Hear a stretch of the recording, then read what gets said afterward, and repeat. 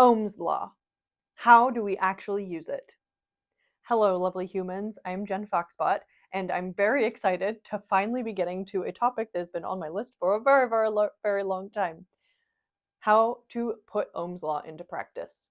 Ohm's law is a really helpful and fundamental mathematical equation, but it's very simple. So if you're like, don't worry. It's very useful for electronics. If you ever build a circuit, or if you're curious about electronics and want to build a circuit and you're like, what is going on here? Or how do I make the right choices for the parts in my circuit? Ohm's law is going to be your best buddy. But it can be really tricky given how seemingly simple it is to actually apply it in practice. And as somebody who learned the theory in the classroom and they showed examples for really simple circuits, and then you go home and you're like, yep, that was me. We'll break it down so that you can actually understand what's going on and apply it to your own projects. All right, to do that, we're going to go and actually look at the circuit, and then we can write the equations and write some things down. So we're going to have to flip the camera view. So bear with me while we do that. All right, here we are. Okay, so if it makes you feel any better, this is the fourth take that I'm doing because Ohm's law truly is complicated. But the hilarious thing is that it is a ridiculously simple equation, seemingly simple. So Ohm's law tells us that voltage equals current times resistance. Oh, but my dear friend, you laugh. You're like, I got this, no problem. And me here on my fourth take, because even applying Ohm's law to a seemingly simple circuit is hilariously complicated, says, wait, don't get ahead of ourselves, because there is a lot of information packed in these three little symbols. Okay, so first let's talk about voltage. So voltage must always be measured between 2 points. It is basically like it is potential energy.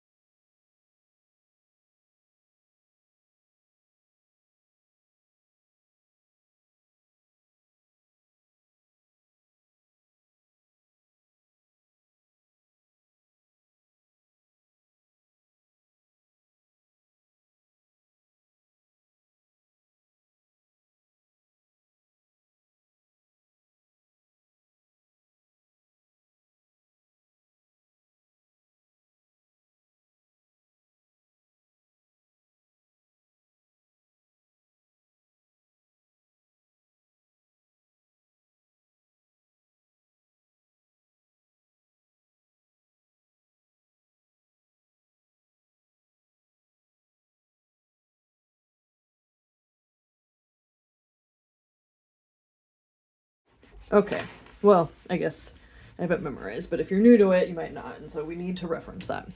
Okay, so anytime I build circuits on a breadboard and I'm dealing with Ohm's law, I like to draw a picture because like pictures are way easier to work with because I can annotate them, meaning I can draw things on them.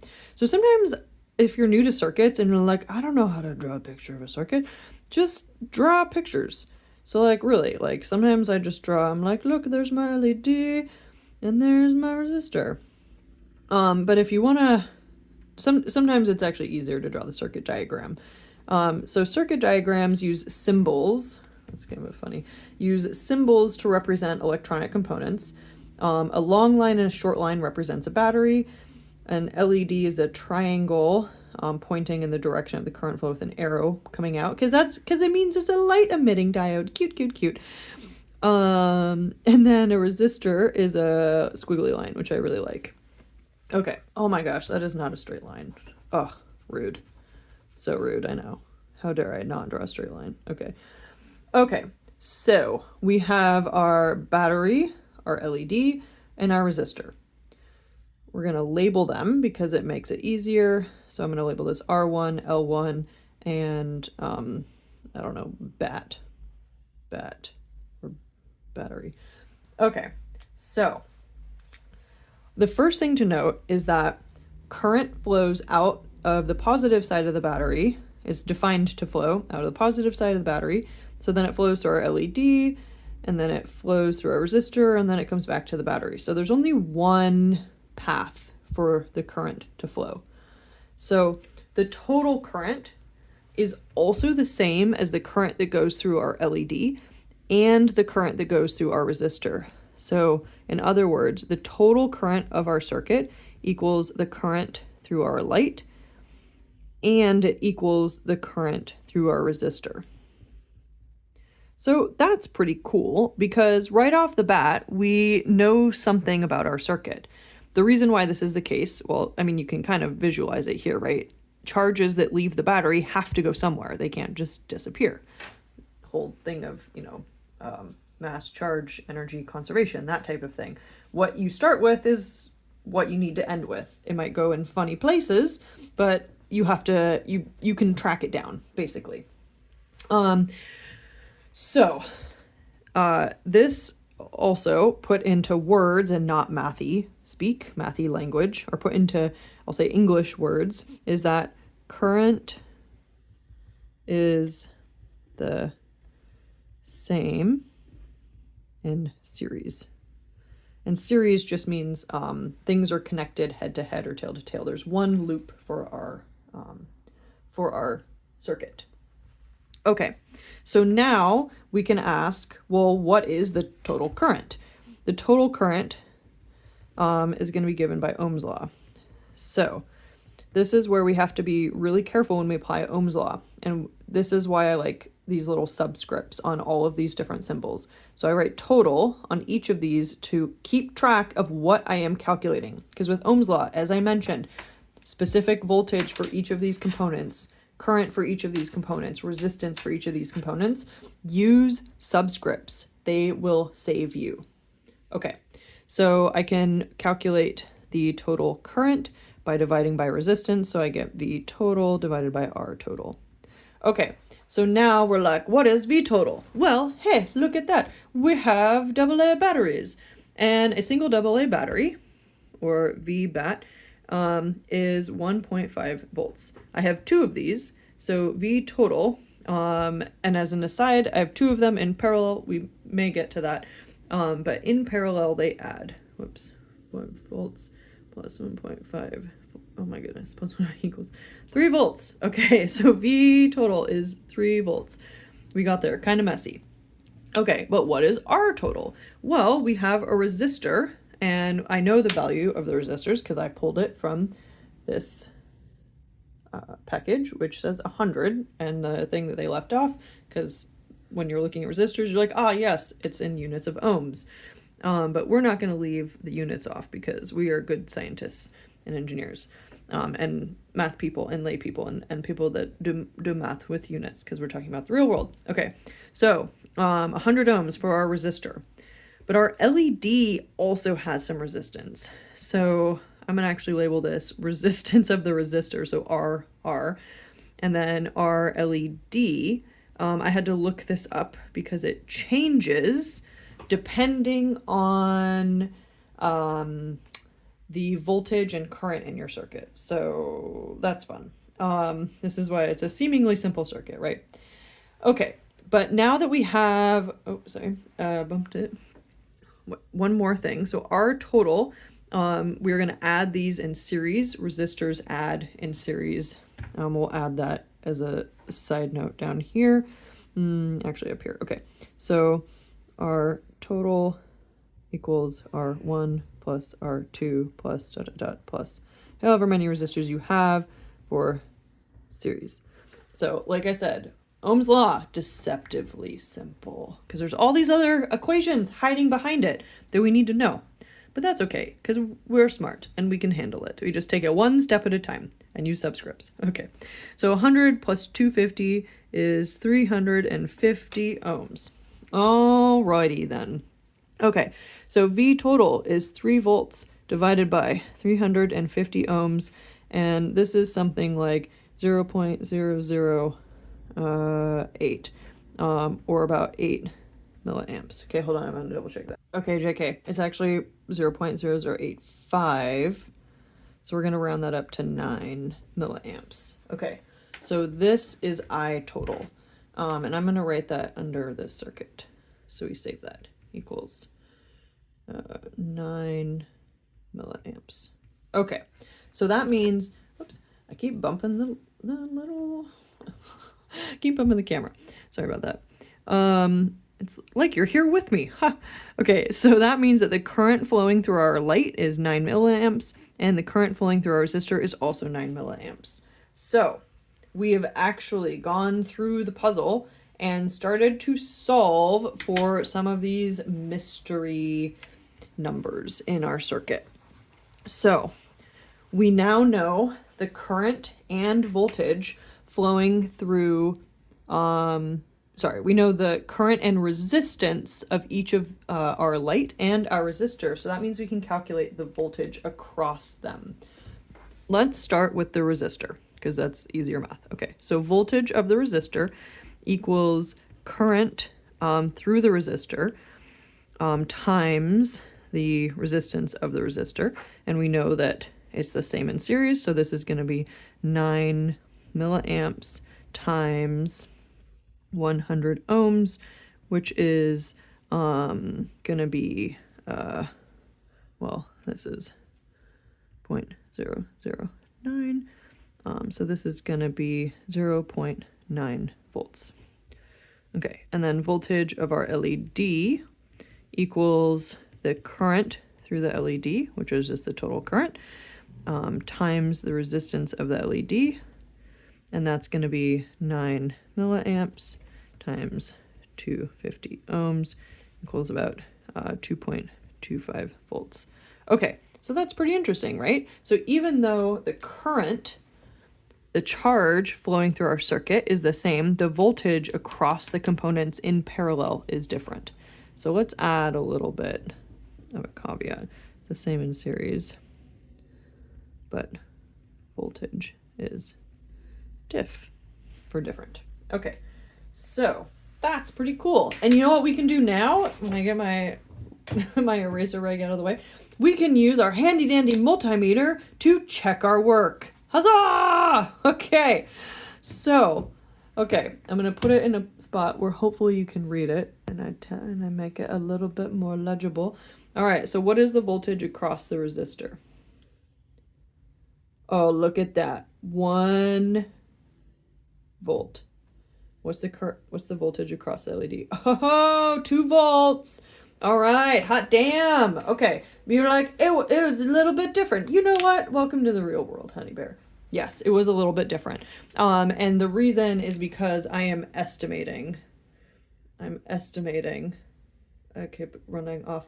I'm estimating the resistance of the LED because LEDs do not have a linear resistance, which means the resistance changes depending on the voltage and the current. And so I picked a value that was close enough. But you get the picture. The key here is that we're in the ballpark. Yes, we are in the ballpark, certainly. We're playing the same game, which is also really important. And it is really, really cool that we can use theory to kind of get some understanding about how the real world is going to work. So, you know, if we were doing this for realsies and like a real science experiment or a really sensitive circuit, we would just need to be more accurate with the resistance of the LED, and then we would get closer to the voltages. But for hobbyist stuff and for just like trying to understand what is going on in this circuit that we can't see, but we can use math to better understand, well, math and it's amazing. And the key here too that I wanted to highlight is that while the current is the same, the voltage across these components, so V resistance, the voltage across the resistor, and the voltage across the LED, V LED, this is why I drew it too small, sorry about that. These are different. These two values are different. And that's really critical because we need to know that the voltage changes in a series circuit. Okay, so that was a simple circuit for applying Ohm's law. And now we can understand why Ohm's law is a sneaky little tricksy shark shenanigans. Sharks aren't tricksy, but it kind of is alliteration. So sneaky little squid. I'm running out of analogies here. Okay, this is my fourth take. I finally got it right. The resistance of the LED was tripping me up. Okay, so it's hard, like legitimately. Applying Ohm's law is hard because there are so many different kind of variables and things that you have to keep in mind. But at the heart, it is really, really helpful to understand, like, if something weird in your circuit is happening and you're like, I don't get it, you can use Ohm's law to figure that out. Or if you need to figure out, like, well, what is the smallest value of a resistor? What's the largest value of a resistor that I can use with my light? You can go and look up the data sheet. Data sheets are your friend. A data sheet for a LED, and you can say, okay, well, I need to make sure that it gets, it doesn't get above this current or this voltage. So you can figure out what resistor to use for your battery, or alternatively, you can also figure out what batteries are appropriate. So data sheets. Okay, that's truly applying Ohm's law in the real world means looking at data sheets. But once you don't have to read the whole thing, just look for what you need. Smiley face. Okay. Okay. All right. I think I'm going to leave it there because just doing Ohm's law for a series circuit with two components is pretty tricky. But please let me know if you would like, well, actually, okay, what I'm going to leave you with, okay. Let's say we have a parallel circuit. So, a parallel circuit means that you have two loops. Oh, that's a really bad resistor, even for me. Goodness. Okay. Okay. So you have your battery, you have light 1, you have R1, you have light 2, and R2. So in this case, you have two loops for the current to flow. So the current can leave the battery, flow through the light to the resistor, and then through this wire and back to the battery. So you have one set of charge pathways. The current can leave the battery, flow through this light, this resistor, then come down here, flow through that light, that resistor, and then go back up to the battery. So you kind of have like this path right here. So this is I2. So this is a little bit tricky, but one thing that I want to say is that never fear, because current has to be conserved. So the total current must equal I1 and I2. Yes. I guess you could have, I guess I2 would be the total, because then you could also have this third loop. So I3. Or I could say this is I2 and this is I total. Sorry if that was confusing. The total current would be kind of like flowing all the way on the outside. So I total. All right, ignore this one. But you could have current that kind of just like flows through this loop right here. And so that would be I2. But it all must be conserved, because you can't lose charges. They gotta be somewhere. The charges that leave the battery are gonna come here. And you're like, but what about heat? You're like, yes, but generally speaking. We're not doing this in a science lab right now. We are doing this to understand it. So current must be conserved. We're not concerned about current charges leaving through heat, etc., etc. The vast majority of charges that leave the battery will come back to the battery. And then the one thing that I will say is that voltage is the same in parallel. So if we were to collapse these two parts of the circuit and you were to measure the voltage across them, it would be the same. And also remember that V total, and you're like, wait, what did you just say? So V total must equal the voltage across circuit 1 plus the voltage across circuit 2. So basically you could like redraw this circuit as like just like two loops, and then you could say this is component 1 and this is component 2, and you could say the voltage across C1 is the same as the voltage across C2, where you combine the LED and R2, and then you can kind of separate them out and treat these two circuits separately. So you would find VC2 and then apply it to this one, and you'd find VC1 and apply it to this one, and then you can find the total voltage, because it should be the same. Okay, all right. That was a lot. I hope that that is helpful. Remember, number 1, draw a picture. Draw a picture. Label the picture. Number 2, use subscripts. It will save you. Number 3, take it one step at a time. One step at a time, okay? And just if you get stuck or confused, kind of another tip that can be helpful is to kind of like label out all of the things that you need to find, all of the information that you have, all the things that you need to find, and then use that to systematically go through and calculate the things that you need to find. Take it one step at a time. You can totally do this, and it is okay to draw and redraw your diagrams to make them messy. And if you have to turn them in to somebody else that needs to look at them, you can always redo them and make them, or like, you know, just take a new sheet of paper and make it clean and easy to read, and that will help your understanding as well. It really, really is a truly useful equation. I have definitely used it in a lot of my circuit projects where I was like, what is happening? What do I do? Or like, I don't want to explode this component. I need to figure out what battery to use and what resistance to use. And then that way you can protect your beloved microcontrollers and circuit components from your power supply. Good times.